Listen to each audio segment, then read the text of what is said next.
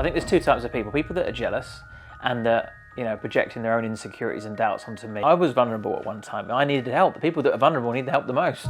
Some of these vulnerable people are attracted to us is because I've got a story which has a lot of trauma in it, and people relate and connect and identify, and they want to learn from me. And when you hear people making multi-millions, it seems like it can't be true. I've changed so much now that it feels a little bit like I'm telling someone else's story. Tell me a bit more about people who think you're a cult, are sort of evil, trying to exploit them. Yeah. What do you think of those people? Well, I think there'll always be people that are jealous, and I think there's two types of people. People that are jealous and that, projecting their own insecurities and doubts onto me and think that they couldn't possibly do it, therefore I couldn't do it. So there must be some sort of sinister way that it's happening. There's also people that are just trying to steal the limelight. They see that there's a bit of a spotlight because of Netflix and everything, and they think, oh, if I get in the way and start causing a little bit of noise, then maybe I might, be able to have a bit of light shined on me. Maybe they're a bit traumatized. But also I can understand people's beliefs have been conditioned since school to understand that you get a job and you get paid X amount of money, and after 10 years you might earn a little bit more, and in 10 years after that you might earn a little bit more than that. And when you hear people making multi-millions, it seems like it can't be true. And if it can't be true, then what other explanation are you going to draw? But, like I've mentioned before, people aren't vulnerable that come to us. They make a choice. They're vulnerable in a sense where they've had things happen to them in their life, but we all are. We're all vulnerable in that respect. We still have choice what decisions we make. I was vulnerable at one time. I needed help. The people that are vulnerable need the help the most.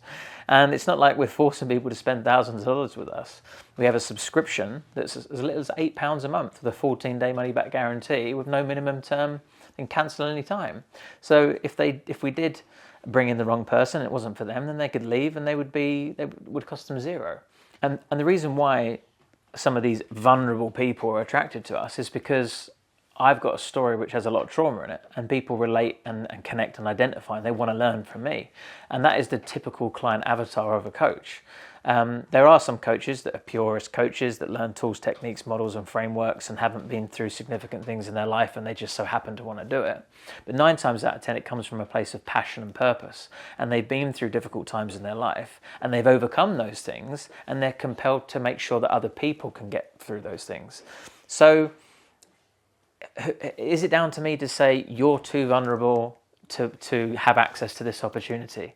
Who makes that criteria? So I think it's down to people's perception of what vulnerability is, and understand that vulnerable people should be given the same opportunity as everybody else. Yeah. Do you get flashbacks to any of the violent acts that you did commit? Not really, because a lot of it was blacked out. I was in a bit of a haze, a very big haze, so a lot of it feels very distant. I've changed so much now that it feels a little bit like I'm telling someone else's story.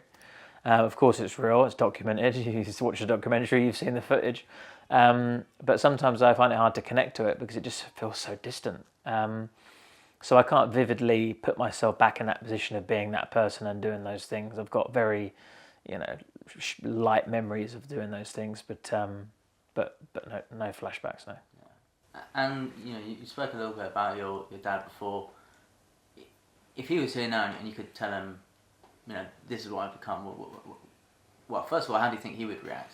And second of all, what would you say to him? Because I've got this belief of my dad, because he always used to put me down, call me a buffoon, tell me I never amount to anything, tell me I was stupid, say that my brother was the intelligent one, say why can't you be funny like your brother, all these things constantly. I remember I got a job once in telesales, and he said, oh, you're not one of those annoying people that ring people up, are you?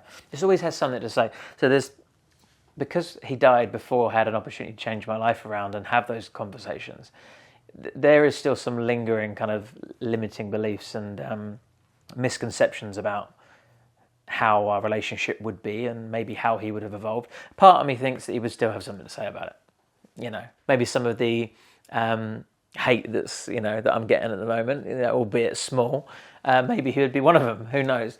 But I'd love to think that he'd be proud, of course. I hang on to the fact that hopefully he'd be proud of me. if there's anybody that's thinking that they don't have what it takes to help somebody, just realize you only need to be one chapter ahead of somebody to help someone in a profound way. Most people aren't looking for step 100, they're looking for step 1. And if we can all get into the mindset of sharing what we have with other people and just helping them get to that next level, the world will be a much better place. And don't devalue your skills, your experiences, your wisdom. Even some of the self-perceived most difficult times in your life could be some of the things that have taught you the most. And as I always say, adversity can be turned into an asset. Don't see these things as things that can write you off, turn you into somebody who has been labelled bad or has made mistakes and is someone who can never do anything good in the world. You can rewrite that story, not just in a way to turn you into an average person that exists in society, but somebody who thrives and somebody who becomes someone that can make the world a better place. And I think that the more people that realise that and have hope that they can become that, the less of that cycle of spiralling out of control and falling into the same situations will occur.